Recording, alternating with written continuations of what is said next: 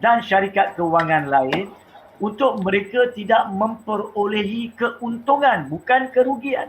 Keuntungan dalam tempoh berdua ataupun tiga ataupun lanjut bulan yang digantung itu. Tak masuk akal saya kalau segolongan entiti seperti 20, kalau kita ada 20 bank dan syarikat kewangan, mereka dibenarkan ya berurus niaga seperti biasa kalau tidak digantung.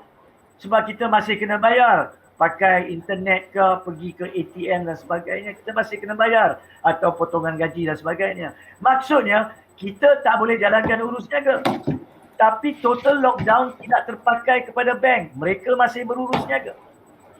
Di situlah dia kerajaan dapat menunjukkan melalui ordinans tersebut kesaksamaan, bukan sahaja keadilan, kesaksamaan, kesamarataan kepada rakyat. Dan ini akan menyejukkan hati rakyat, akan membolehkan rakyat patuh dengan lebih ketat dan membolehkan lockdown ini kalau perlu dilanjutkan untuk sebulan, sebulan setengah.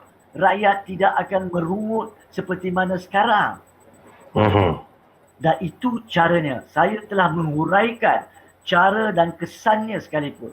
Dan kalaulah Tengku Zafrul tak faham, maka saya nak syorkan kepada dia.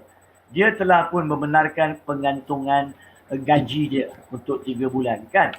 Ya. Saya syorkan kepada dia. Allowed. Tak kisahlah dia mengatakan allowed dia kurang pada gaji. Walaupun allowed dia RM10 sekalipun. Kalau dia berjanji menderma keseluruhan allowed dia setiap 1 sen kepada tabung ke arah penyelesaian COVID ni, maka saya berjanji, memberi aku janji, bantu dia draft section tersebut dalam tempoh 5 minit selepas dia berjanji untuk membayar allowed. Ini aku janji sebagai seorang rakyat Malaysia. Kau bayar allowed kamu terus kepada tabung, saya akan tolong bantu draft dalam 5 minit selepas pembayaran itu dibuat. Sebab kalau tak buat bayaran, saya takut dia memungkiri aku janji dia. Baik. Terima kasih Tuan Hanif. Baik, Tuan Hanif. Daripada apa yang Tuan Hanif perkatakan tadi dalam perbincangan kita, kelihatan seolah-olah kalau kita lihat di sini, secara mata kasar rakyat melihat 2-3 hari ini, kelihatannya kerajaan seolah-olah tidak berminat untuk mengubah ordinan moratorium yang dilihat dapat membantu rakyat dan juga dilihat tidak akan sesekali memufliskan mana-mana institusi bank. Kerana dilihat pada tahun 2020 ketika PKP pertama, moratorium dilaksanakan di mana kalau kita lihat bank masih lagi mengauk keuntungan sebelum cukai, atau maafkan saya kalau saya tersilap, 20 bilion lebih pada ketika itu. Jadi apa salahnya kalau kita lihat sekiranya kerajaan menunjukkan sedikit minat untuk membantu rakyat dalam keadaan sekarang berbanding desas-desus mengatakan ramai di antara rakyat yang tidak berpuas hati apabila ordinan untuk kebenaran mengeluarkan wang KWAN laju saja dibuat oleh pihak kerajaan. Komentar ini bagaimana? Ya, saya ada 3 perkara nak sentuh tentang perkara tersebut.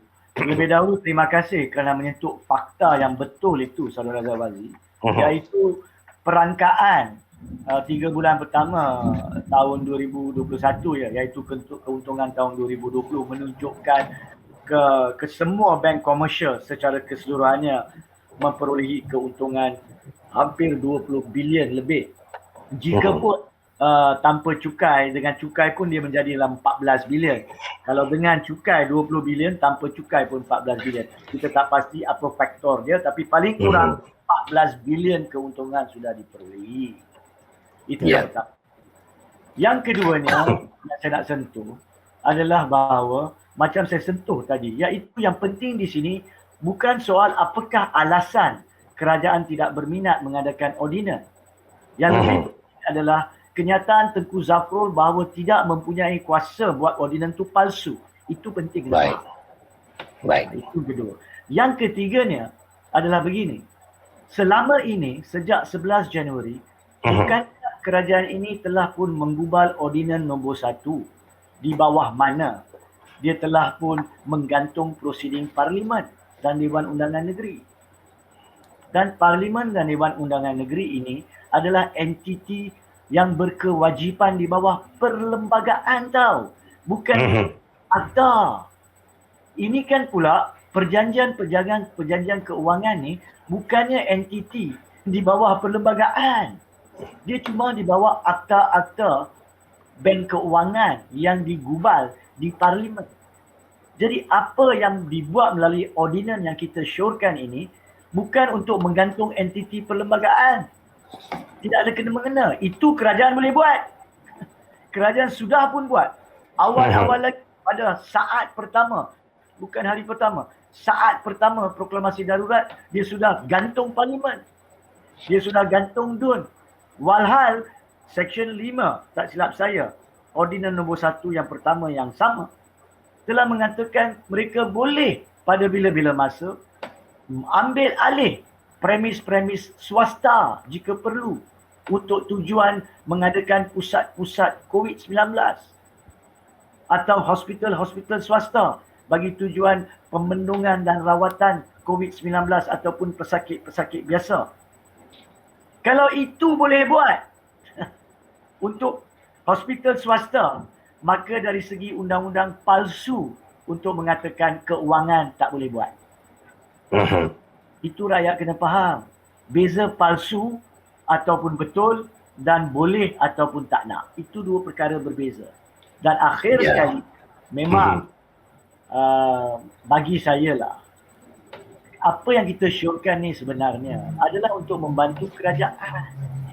Daripada kerajaan dibebankan mencari dana-dana lain yang mungkin sudah hampir tiada untuk membantu rakyat melalui pelbagai skim-skim perancangan ekonomi yang diusulkan sejak tahun sudah, yang akhirnya menjejaskan dana rakyat pun sebab sumber dana itu datangnya daripada dana rakyat. Maka dalam keadaan ini, kerajaan tidak perlu keluarkan dana. Penggantungan keuangan menyebabkan ianya seolah-olah tidak wujud dalam tempoh penggantungan. Kerajaan tak perlu bayar 1 sen. Ya, bank tak dapat pun 1 sen untuk beberapa bulan ini. Tapi rakyat tak rugi 1 sen pun dan tak perlu merumuk kepada rakyat. Kami tak ada duit nak beli sayur, nak beli daging, nak beli ayam, nak beli nasi, nak beli beras dan sebagainya. Jadi at least perancangan ekonomi lain itu boleh menggunakan atau digunakan untuk menentukan makanan ada di atas meja. Sekarang ini mengesyorkan. Syur ini adalah untuk membantu kerajaan, bukannya untuk menyusahkan kerajaan.